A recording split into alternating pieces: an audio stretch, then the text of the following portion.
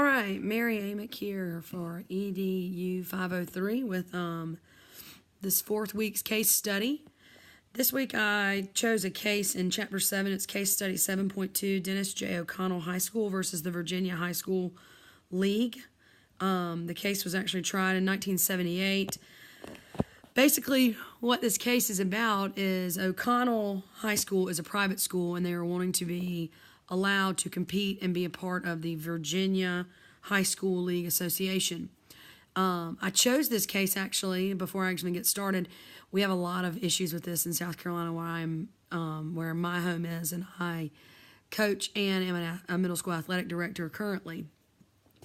Within South Carolina, we have a lot, within the South Carolina High School League, we have a lot of various ways that students can transfer amongst our school districts, amongst schools within the same school districts, and amongst other schools within the state, as well as having any numerous, which I'm sure we all have, of different types of transfers where they can get pretty much jump school to school and not say it, but we all know it, that they're moving to play a sport.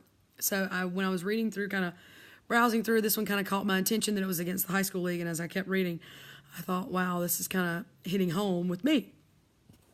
We've lost a lot of volleyball players in recent years due to school of choice in my district and some of our larger schools pulling, some of our 5A high schools pulling from my 3A school.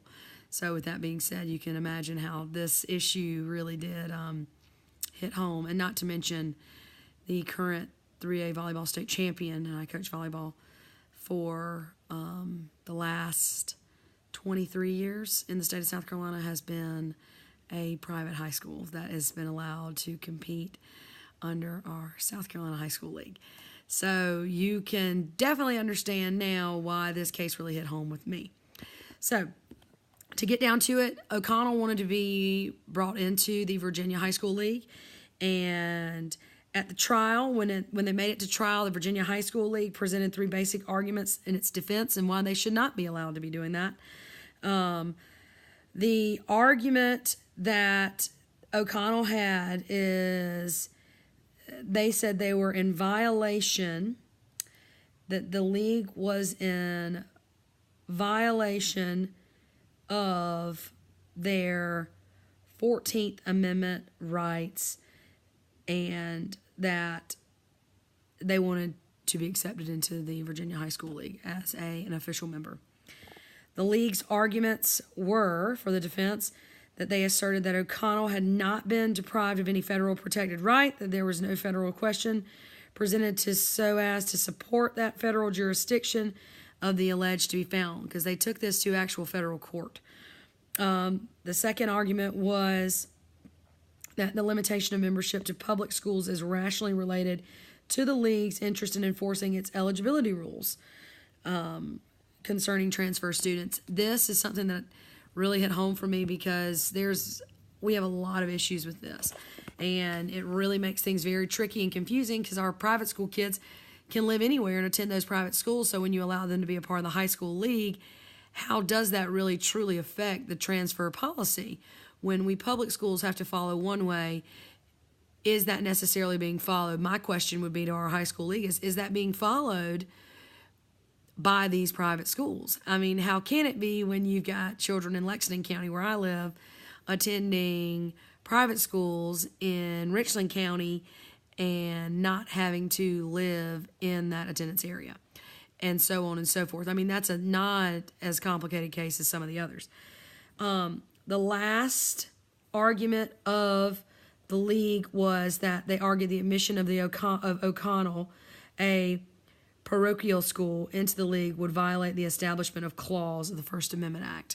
So there's a lot going on in this case. Not really sure how many days it was tried, but I can imagine that this was a very heated argument, and it was a little bit shocking to me to see that this was already an issue in 1978. Not that that's that long ago, but I know this is a very prevalent issue now in this day and age. And I'm sure not just in South Carolina, but around the nation, that we have students that are trying to go to the best schools for basketball, for football, for cheerleading, tennis, volleyball, whatever it is, that kid's wanting to get a scholarship in or thinking that there's the best coach there.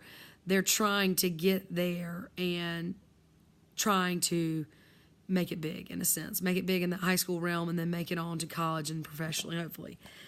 So this case kind of drags on and on and on. Federal courts ends up that the federal courts, they end up actually siding with O'Connell and saying, yes, they should have been allowed to be in. However, then it turns out this case, since they're talking about that First Amendment clause, it turns out this case gets tried again, and the actual findings get reversed. And they get reversed because they find that the league may constitutionally exclude the private schools from their membership. They did not address the league's argument concerning the burden of proof, nor did they address the league's contention that the admission of private schools, such as O'Connell, would be in violation of the clause of the First Amendment. So, accordingly, the judgment in this case was reversed. I just found it interesting, and I'm not the most versed in the judicial language, I guess, just because it's not something that I typically read or try and dissect on a normal daily basis. I am much more versed in rules, regulations as the state of South Carolina, as well as sixth grade math, since that's what I teach, and softball and volleyball because that's what I coach. But when it comes to this, I do understand and I do get the argument that the Virginia High School League has here against O'Connell High School. It's one that I think we have to all set our personal preferences and choices aside, because I have friends that teach and coach in public school and their children go to private school. But I think we have to just think about what is fair and what is just for those students in those public schools. Not everyone's able to afford a private education. Not everyone wants a private education for their children. And I don't think it's fair to level the playing field for those that are fortunate enough to be able to afford that private school education. I don't think it's fair that we should subject our public school children who maybe don't have that option, don't have that choice. And I don't think it's fair to try and level a playing field for a much smaller percentage of our population than the greater good. I think when we do things as a governing body, as a country, as a state, as a county, we really should do what's best for the group. What's best for the group is not always the easiest. What's best for the group is not always what everybody wants. What's best for the group does not always satisfy 100% of the people. But I think we have to be willing to do what's right and willing to take the backlash, because I know around our state for a while, our private schools were not allowed to be a part of the high school league, and they had their own SCISA league. And that SCISA league was highly competitive. And some of our public schools still scrimmaged, still scheduled regular season games with the private sector because they knew the competition would be there. But I don't think it should be a mandated thing. I don't think that we should make them a part just because they want to be a part.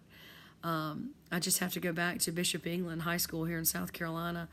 They've been a volleyball powerhouse, and it's absolutely disheartening for me as a coach, and I know as my players. We went down there and played for the upper state this year, and we lost.